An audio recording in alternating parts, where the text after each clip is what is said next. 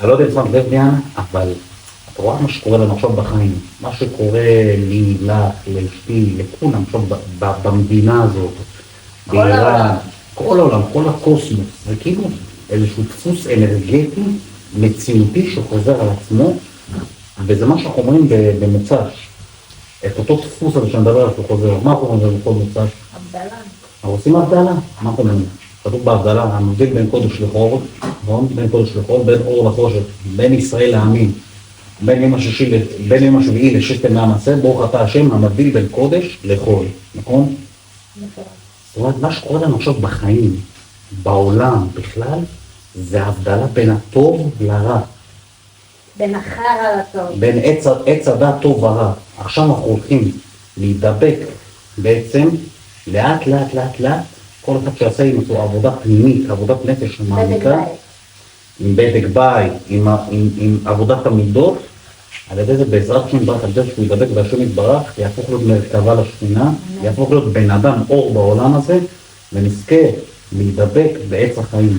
שנאמר, ואתם הדבקים באדוני אלוהיכם, חיים כולכם היום, עץ החיים למחזיקים בה, ותומכיה מאושר. מה זה אומר תומכיה?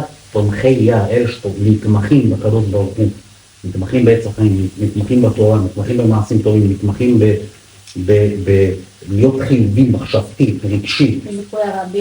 זיכוי הרבים כמה שיותר. אומרים כל המתפלל לחברו, נהנה תחילה. שהרי אם אתה מתפלל לחברך, התפילה יורדת דרכך אליו. ואז ממילא יש זרימה של שפע, זרימה אנרגטית. אבל אם אתה מתפלל רק על עצמך, אז הזרימה האנרגטית נתקעת אצלך. ואז יש פחות שפע. הכל בסוף זה מדע, פסיכולוגיה, תורה, הכל בסוף התורה שלנו זה מדע אחד גדול. מדע רוחני, מדע לוגי, מדע מתמטי, פיזיקה, שנאמר הפוך בה והפוך בה וכולה בה. הכל יש בתורה הקדושה. אז בסוף יוצא שכל אחד לוקח לעצמו, עושה בדק בית פנימי, לראות מה לא טוב אצלו, מתקן את עצמו,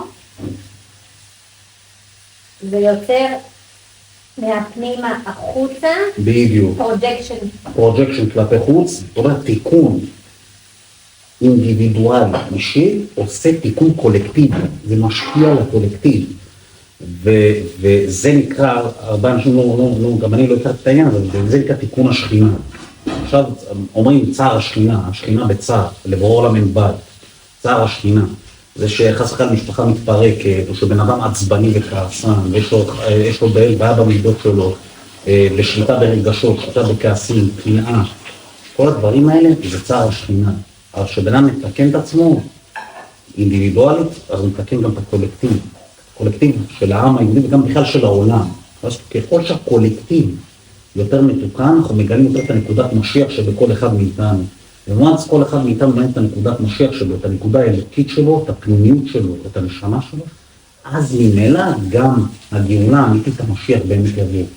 וזה בדיוק מה שרבנו נחמן מברסלב, הבעל שם טוב אמרו, האריזל, כל הגדולים, הם, אל תסתכל החוצה, תסתכל בפנים.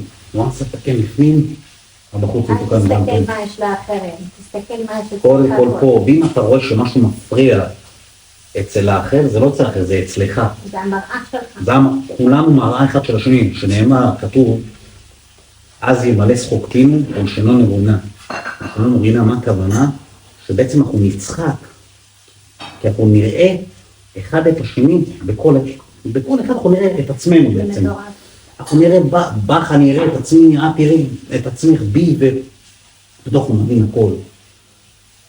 כמים פנים לאתנים, כך לב האדם לאדם. כמים פנים לפנים, כך לב האדם לבוראו. וביום ההוא יהיה השם אחד ושמו אחד. מה זה אומר? שבאותה תקופה יהיה תודעה אלוקית, שמצד אחד כל אחד הוא אינדיבידואל, אבל מצד שני הוא גם חלק מקולקטיב, כמו חלקים שונים בגוף. נכון, לב זה לב, כבד זה כבד, מוח זה מוח, אבל אחד לא יכול בלי השני. מכלול של כולם, מצד אחד כל איבר בגוף יודע את התפקיד שלו, מצד שני יודע שהוא חלק מקולקטיב, אז תהיה גאולה שלמה אמיתית. אמן. אמן. חזק וברוך. היה טוב, מה? איך יהיה טוב?